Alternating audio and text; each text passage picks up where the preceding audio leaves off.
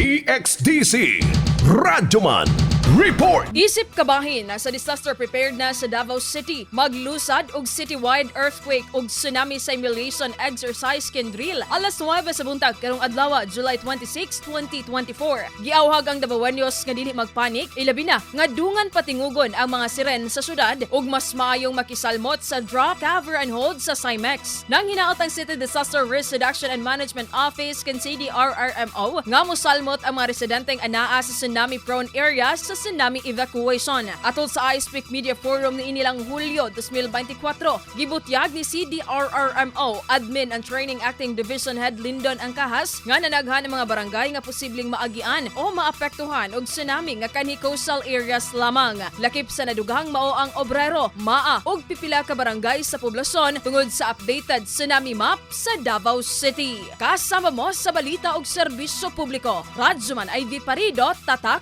RadyoMaN. RadyoMaN News, Diretso Balitang Metro Davao.